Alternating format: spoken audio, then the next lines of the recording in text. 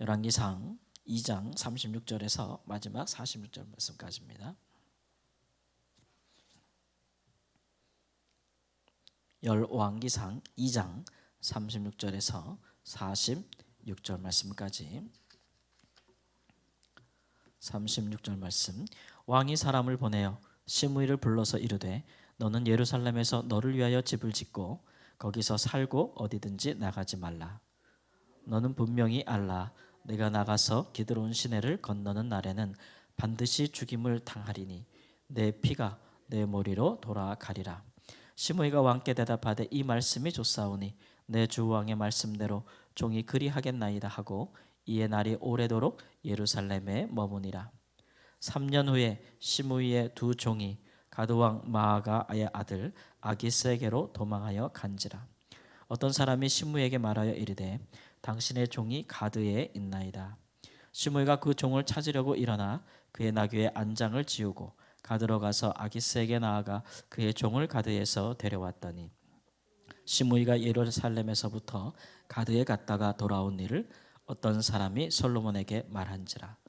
왕이 사람을 보내어 시므이를 불러서 이르되 내가 너에게 여호와를 두고 맹세하게 하고 경고하여 이르기를 너는 분명히 알라. 내가 밖으로 나가서 어디든지 가는 날에는 죽임을 당하리라 하지 아니하였느냐. 너도 내게 말하기를 내가 들은 말씀이 좋으니이다 하였거늘 내가 어찌하여 여호와를 두고 한 맹세와 내가 내게 이른 명령을 지키지 아니하였느냐. 왕이 또 시므이에게 이르되 내가 내 마음으로 아는 모든 악 곧 내 아버지에게 행한 바를 내가 스스로 아나니 여호와께서 내 악을 내 머리로 돌려보내시리라. 그러나 솔로몬 왕은 복을 받고 다윗의 왕위는 여호와 앞에서 견고히 서리라 하고 여호야다의 아들 분하에게 명령하매 그가 나가서 시므이를 치니 그가 죽은지라. 이에 나라가 솔로몬의 손에 견고하여 지니라. 아멘. 솔로몬 왕은 즉위한 이후로 다윗의 말을 따라서 요압을 처형하고 또 아도니아를 처형하고 그리고 바르실레의 아들들에게 은혜를 베풀고 이제 마지막으로 시므이를 처형하고 있습니다. 이 시므이는 원래 베냐민 지파에 속한 사람이고 또 사울 왕이 있을 때에 그에게 아주 유력한 세력이 되었던 사람이겠죠. 그러나 다윗 왕이 즉위한 이후에 다윗은 이스라엘을 통합하려고 했고 또 다윗은 이스라엘 밖에 적하고는 목숨을 걸고 싸웠지만 이 사람은 이스라엘 내부에서 일어나는 다윗을 대하여 대적하는 이들에게도 참 은혜와 긍휼을 베풀었던 사람이에요. 그래서 여러 차례 그를 대적하여 일어난 반역한 세력에 대해서도 내가 너를 죽이지 아니하리라 이렇게 여러 번 약속을 했고 그 약속을 그의 생애 동안에 지켰습니다. 다윗이 왜 그렇게 했겠는가 살펴보면 다윗은 이스라엘의 목자로 부르심 받은 사람 아니겠어요?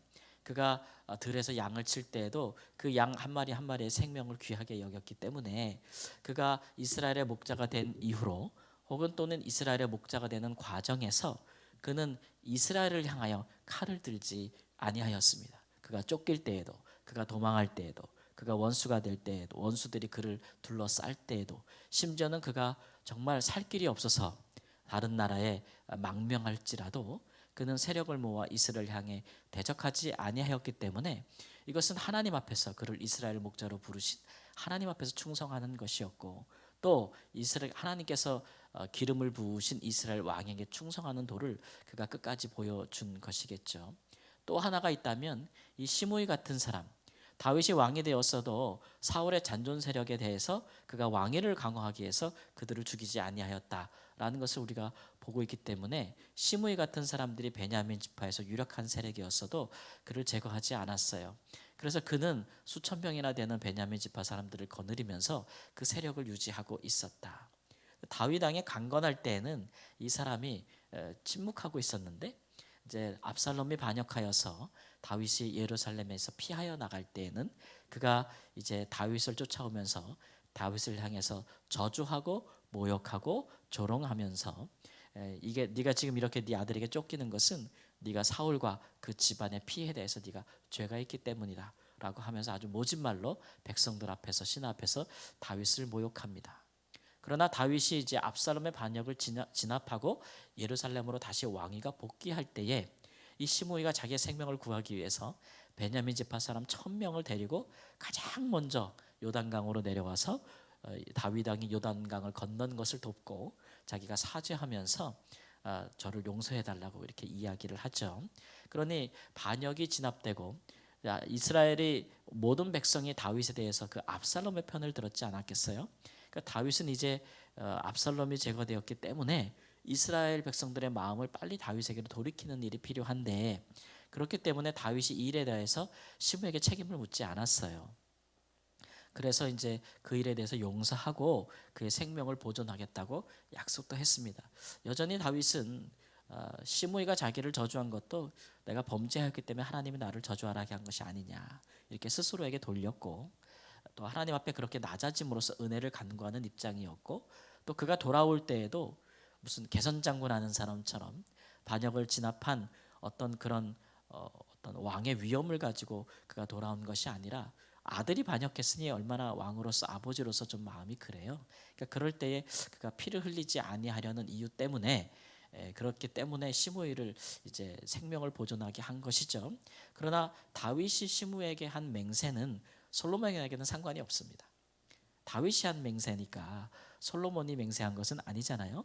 그래서 솔로몬이 이제 시므에 대해서 그의 왕권을 강화하기 위해서는 이렇게 그 불안 세력, 왕의 통치권, 그 이스라엘 왕의 다윗의 아들의 통치권에 불안 세력이 될 수 있는 것들을 그냥 두려고는 하지 않겠죠.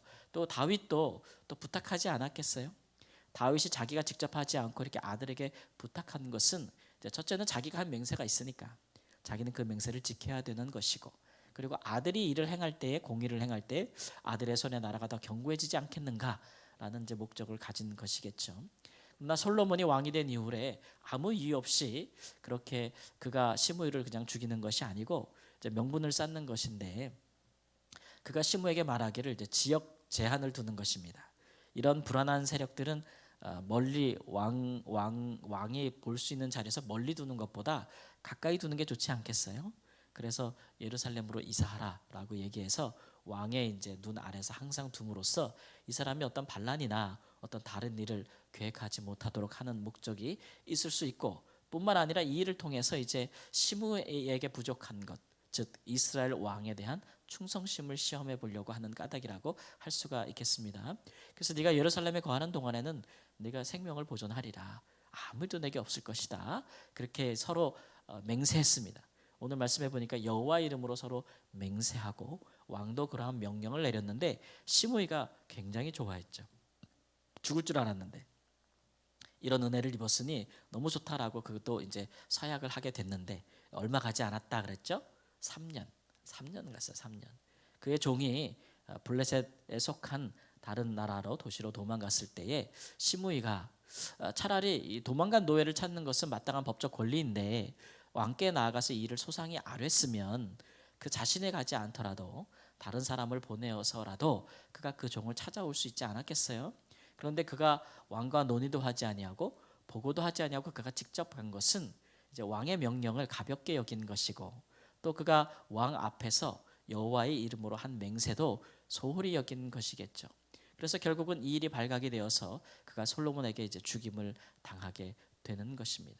이 일을 통해서 솔로몬은 너를 죽이는 것이 맹세를, 내 아버지의 맹세를 내가 어긴 것도 아니고, 너의 죽음은 네가 전부터 행한 악이 있었는데, 즉 이스라엘 왕을 향하여서 모욕하고 조롱하고 그렇게 한 죄가 있었는데 그 일에 대해서 그 피가 네 머리로 돌아가는 것이다.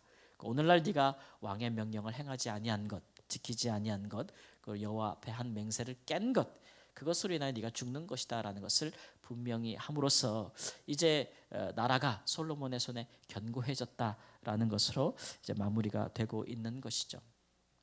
이 사람 시므이는 자기의 주인 곧 이스라엘 왕, 그는 신하가 아니겠어요? 또는 그는 이스라엘 백성이 아니겠어요? 자기 자신은 왕의 종이 된 자로서 이스라엘 왕에게 충성하지는 아니하면서 자기에게 충성하지 아니한 두 종을 그가 쫓아가서, 이게 노예를 쫓아가서 잡아오는 거잖아요. 도망간 노예를 그렇게 쫓아가서까지 가서 자기에게 다시 끌고 와서 복종시키는, 도망간 노예를 블레셋까지 가서 그 나라 왕에게 가서 그를 만나서 데려온다는 것은 뭐 굉장한 어떤 정치적인 행보 아니겠어요?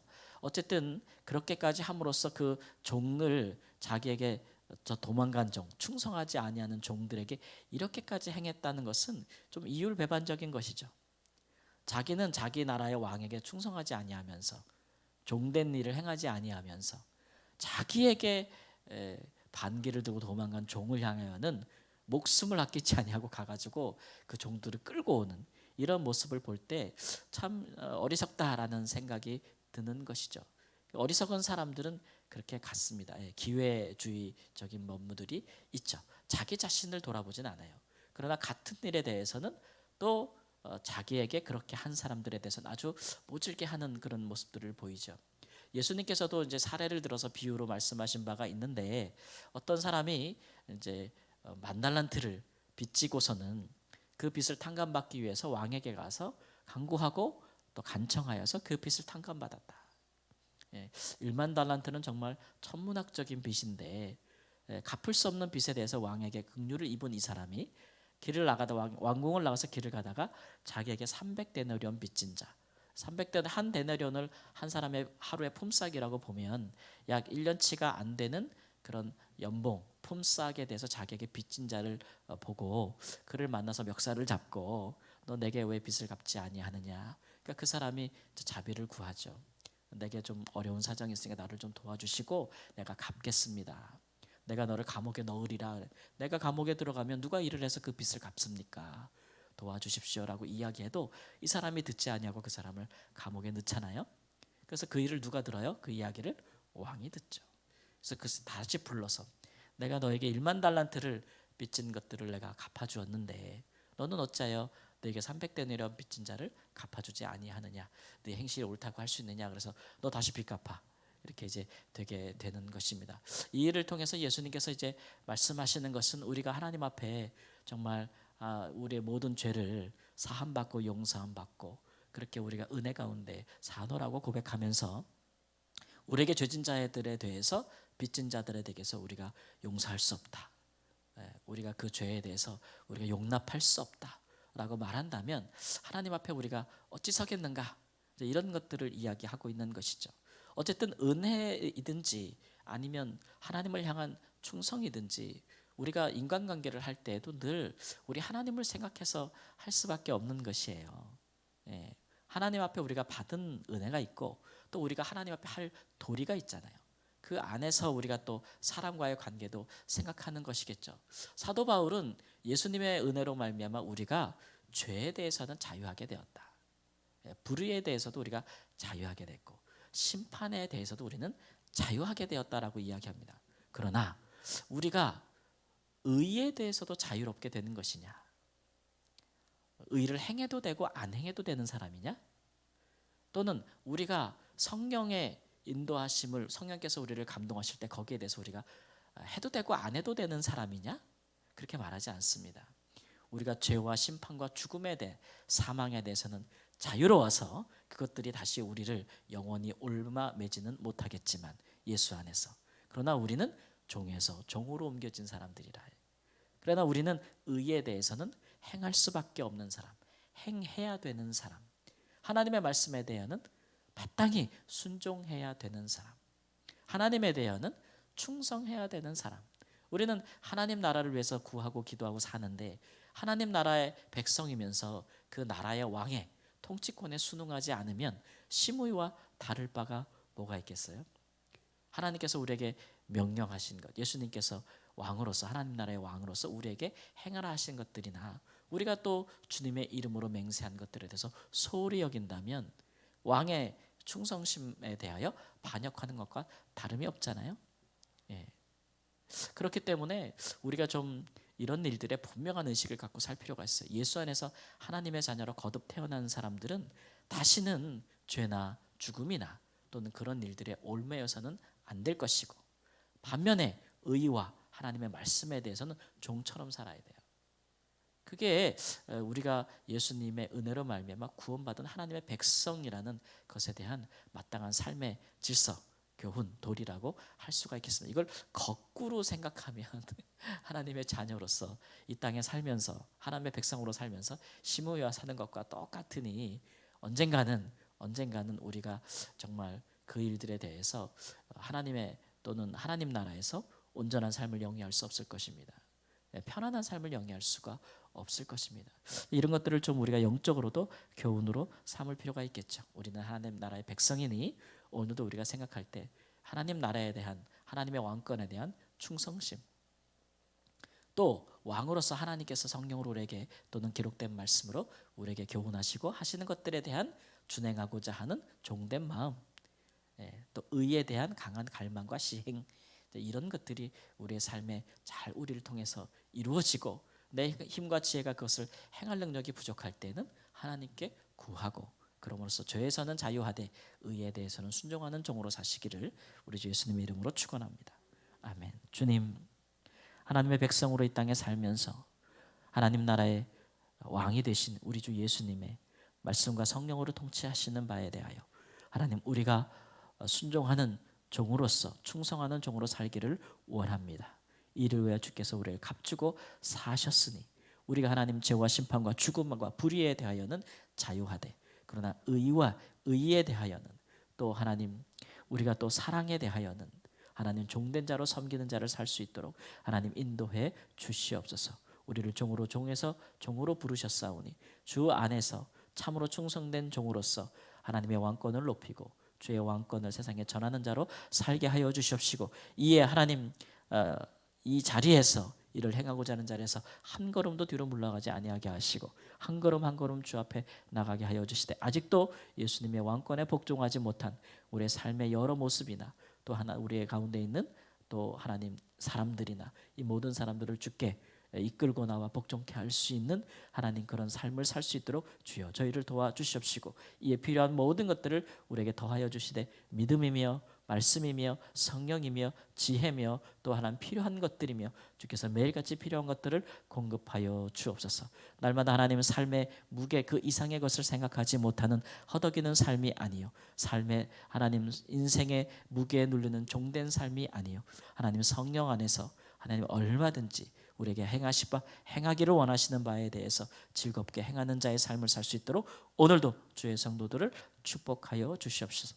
사랑하는 가족을 잃고 또 하나님께 먼저 보내드리며 하나님 또 장례 중에 있는 사랑하는 주의 성도 가정을 지켜주시옵시고 믿음 안에서 담대히 생각하고 하나님 앞에서 또 지혜롭게 묵상하면서 성경 안에서 주시는 위로를 받게 하나님 인도하여 주시며 앞으로 하나님 또 가정을 어찌 믿음 안에 세워 하나님을 영화롭게 할지를 곰곰이 생각하며 기도하는 중에 우리 하나님의 은혜가 크게 더하여 줌으로써 온 가문 안에 하나님의 영광이 나타나는 존귀한 복음의 역사가 있게 하여 주옵소서.